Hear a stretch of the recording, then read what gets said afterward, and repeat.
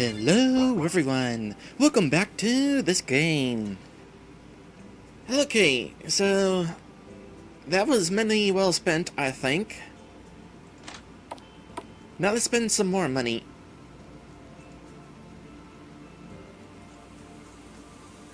Welcome to Swifton Library. How can I help you? Buy lore information.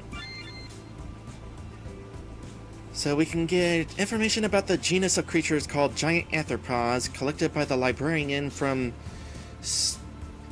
Strunzhensk. Now I know that's a Russian name. Giant arthropods. Not arthropods, arthropods. They are not furries.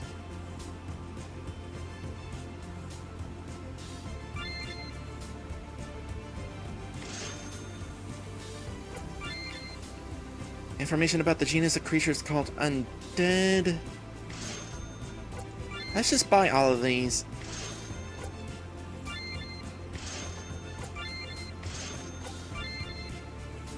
Elements elementals.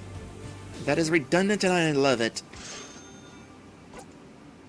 And we already have the burrow map, so don't need to buy that again.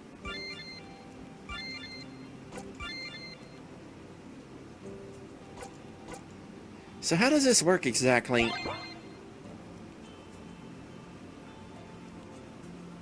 It would be better to file this piece of paper into our travel journal. This way it won't get lost. You're right. Oh, we gain experience for each one. Nice.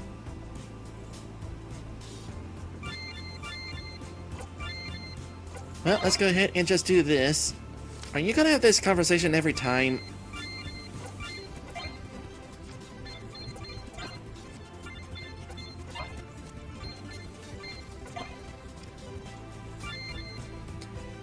Okay, quest journal.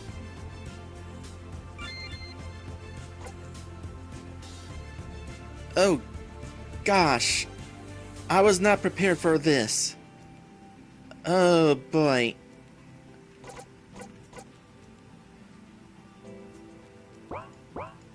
Well, before I read all that... Can I do anything with this yet? The spell on the statue does not respond to our presence. So I have not made the god of books happy yet, then.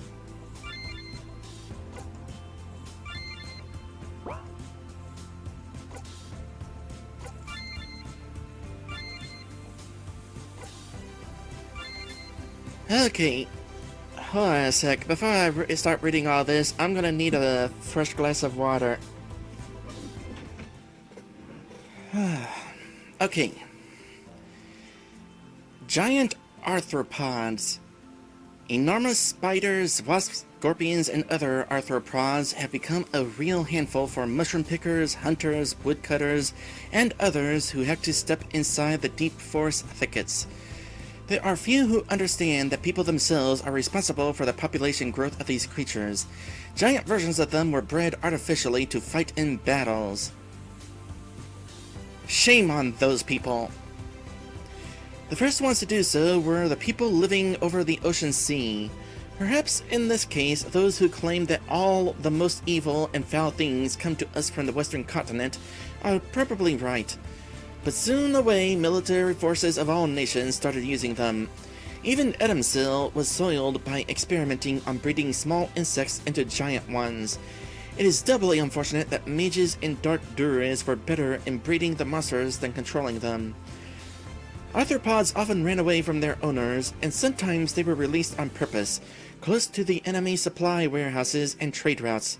The situation came to a head during the years of chaos of the Great Wars, when blood was spilled on both sides of the ocean sea.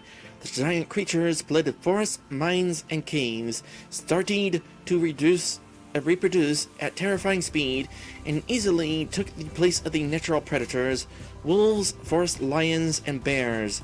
Oh my!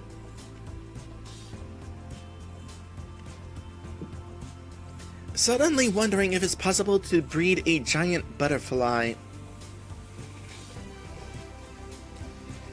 The following giant arthropods are common in the near vicinity of Swifton. Spiders, Common types red, black, and green. All spiders are resistant to poison. When attacking, the black spider throws a dense web onto the victim, making it paralyzed. A green spider injects a dangerous poison into the body. If the victim continues to resist, the most massive red spider kills them with its powerful Chelicerae. Scorpions. Common types red, green, and blue. All are resistant to poison and bleeding. The red scorpion is rightly called the largest and most aggressive of the scorpions. It can fall into rage, making heavy blows. The green scorpion relies on poison. The sting of the blue scorpion contains a special substance that instantly makes the victim fall into sleep. You know, if you could actually tame those blue scorpions, they would be a great cure for insomnia.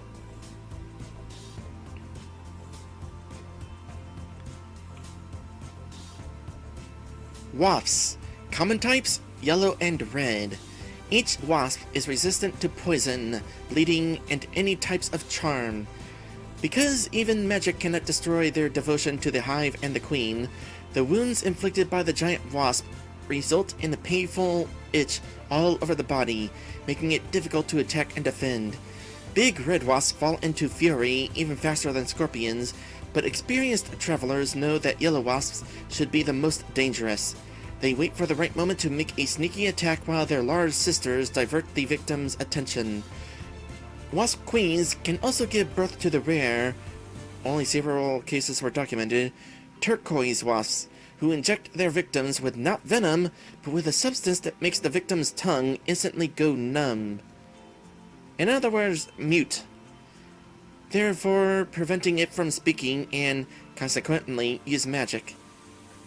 Apparently, turquoise wasps are the legacy of the ancient experiments, when certain types of arthropods were purposefully breeded to fight mages and priests. Quests, read and understand the above.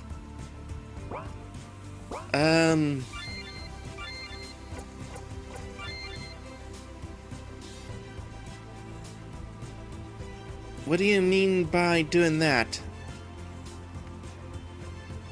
How do I understand the above? Am I expected to go out and fight all these monsters?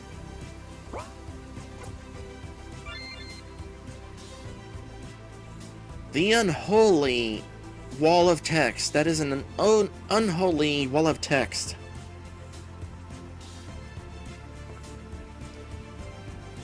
Unholy and undead are perceived as similar beings, but are quite different in their nature. Unlike the undead, unholy do bleed, though their blood isn't always scarlet red. These creatures are often called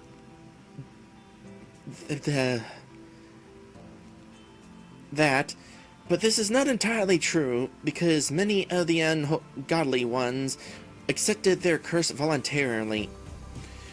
Perhaps it would be better to use the word corrupted, but then there is the question of what or who corrupted them.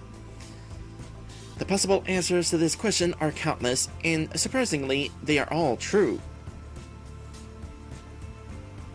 Since ancient times, the unholy ones are created from humans or representatives of any other race who made a pact with an evil god, a dangerous spirit, or with some other powerful creature.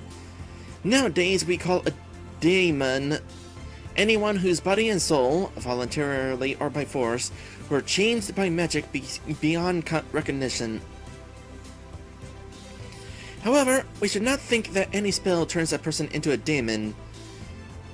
Many priests and paladins serve their gods so passionately that they receive the so-called gifts in return. Divine influence doesn't not only increase their physical and mental powers, but also often leads to changes in their appearance. However, the gifts do not affect mind and personality, and most importantly, do not put the sigil of blight on the faithful's descendants. There exists one reliable and time-proven test. The Church of the Light defines any creature as evil if it cannot survive the ritual of exorcism. For this reason, fairies and other creatures, whose appearance and personality were changed by the magic of light, are not considered evil. The ritual of exorcism does not have any effect on them. Blight can be infected only by the harmful energy of other elements: water, air, earth, darkness, and fire. However, the question is, are unholy beings inherently evil? Even the Church agrees on the fact that it's not true. And again, the Church bishops believe that separating soul from an impure body is a price, albeit high, but fair. If not exorcised, the immortal soul of a daemon will not be able to return to the cycle of rebirth after their death, and will be forever doomed to serve the creature that corrupted the body. Well, that doesn't sound very fun, does it?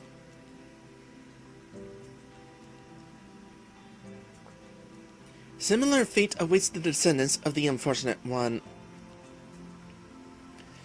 There exists a great variety of different kinds of unholy beings, but all of them are more or less vulnerable to light. Also, spells and enchanted weapons of the elements opposite to their nature inflict additional damage on them. If the blight comes from the evil earth god, terrible Zurgar, the magic of air will be most effective in the fight against its followers. Unfortunately, it is far from always possible to determine immediately which element corrupted the body of a particular daemon. It is safer to use the weapon of light.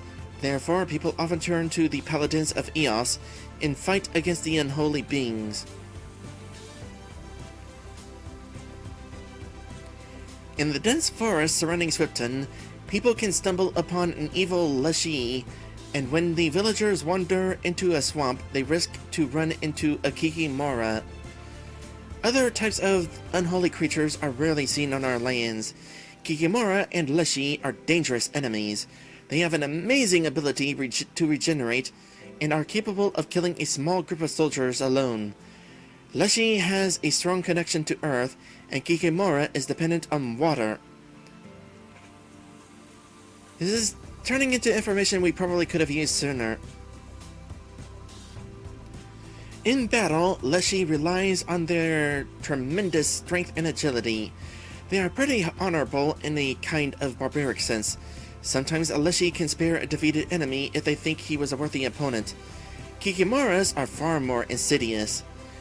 Excellent in mastery of magic, they love to play with the minds of their victims. The brave one planning to fight Kikimora should stock up not only on healing and mana potions, but also on the scrolls which protecting one's mind from sleep and confusion. In no case should anyone fight Kikimora alone. These vile creatures contain mysterious swamp creatures, large flying jellyfish, summoning them in the moment of danger. Like their mistress, jellyfish are immune to poisons, and because of their specific features, are not afraid of strikes that inflict bleeding, injuries, and stun. The jellyfish themselves are able to hit victims with powerful charges of electricity.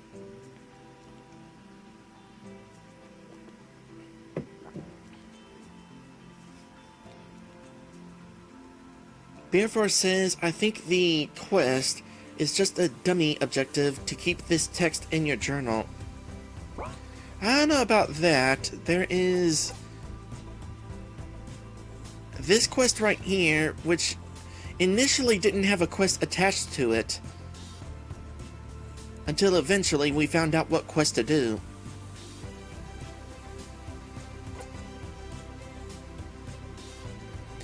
Oh dear, another wall of text.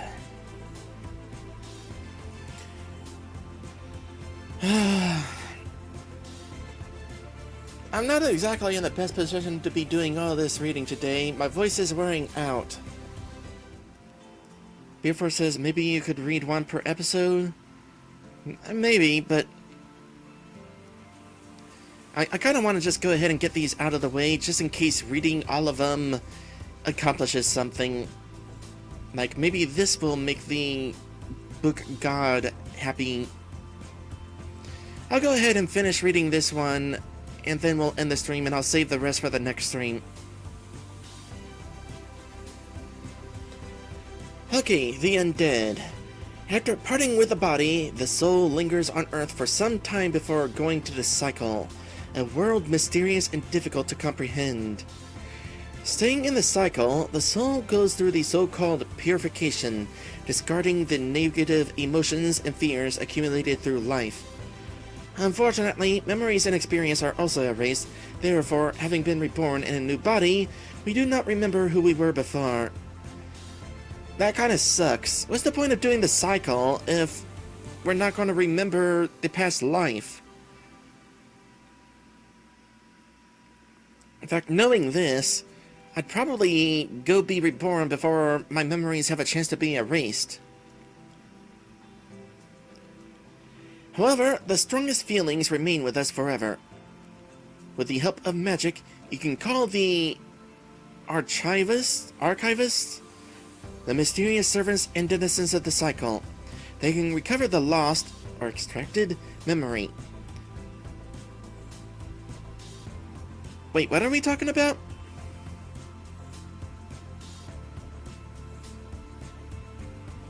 Are there people who can extract memories from people who are reborn, or from people who are currently souls going through this purification?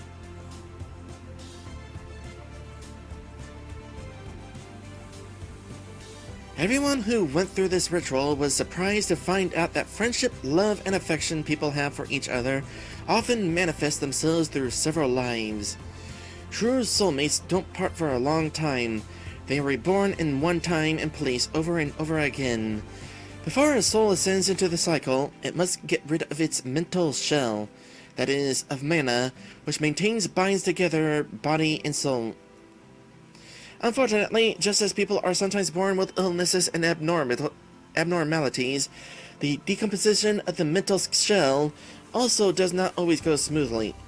To die is the same as to be born again, and just as a skilled healer or a midwife assists the birth of a new life, so a dead body should be laid to rest with a priest's prayer. However, not everyone has this opportunity. Without a proper burial, the natural decomposition of the mental shell can be interfered by the element of darkness. This is how the undead are born into the world. If the soul is locked in a dead body, a lich or a vampire is born. If the soul leaves the body but cannot get rid of the mental shell, the shell turns into bonds and a ghost appears. If the soul goes into the cycle, but the mental shell does not decompose and continues to control the dead body, then a living dead rises from the grave, a zombie, ghoul, or skeleton. Violation of the natural order of life and death dooms the dead to the non-life, causing them to be tormented. Well, that answers the question I was about to ask. Is it fun being a skeleton? Apparently not.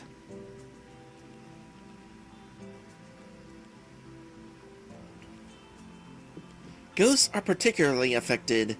Alas, humans and other races have long learned the terrible secrets of necromancy, a forbidden art that allows intervene in the process of dying and rise the undead using magic.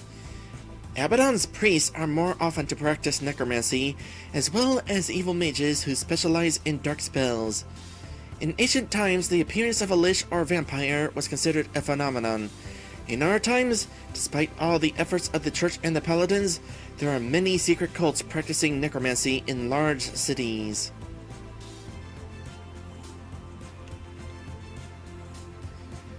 Gods bless us all, for our Swifton is far too small and young to host hidden vampire lairs or sacrificial sanctuaries of Abaddon.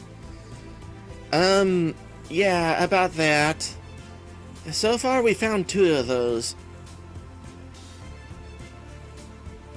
On top of that, a nunnery of light appeared in Swifton right after the moment of its foundation. The nuns watch over both the city and the local cemetery. However, there is always a risk of encountering a skeleton or a ghost. Undead, as mentioned above, can rise without the necromancer's help. Bandits and goblins, as well as the unholy beings, kikimoras and leshies, hiding in the surrounding forests and swamps, for obvious reasons, do not give the bodies of their victims and associates to priests for a proper burying. If one plans a long journey, they should avoid unkept burial sites. In case the encounter with the undead is unavoidable, one must remember, all living dead are immune to poison, bleeding, injuries, and stun. I am not at all going to remember all the weaknesses and stuff.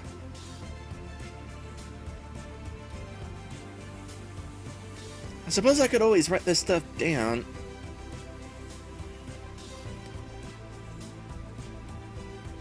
Battles aren't turn-based. I have plenty of time to look up whether I should try something on an enemy.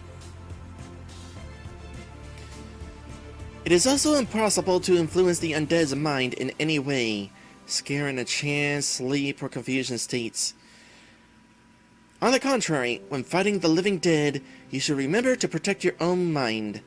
Many powerful ghosts, who suffering unsuccessfully cannot get rid of their mental shell, cry so desperately and terrible that they instill fear even in most brave hearts. Well, then we definitely encounter this sort of enemy. Undoubtedly, the most reliable and effective weapon against the undead are the ones blessed by light. For example, paladin swords of priest maces. The holy weapon does not only kill the undead, but bring long-awaited peace to the suffering souls, giving them hope for an early ascension to the cycle and a new life. Now, unfortunately, I've already killed those things, so, I guess they're not getting that chance. Okay, from here, there's 3 more of these books, and I'll definitely read these next time. For now, we are done for today.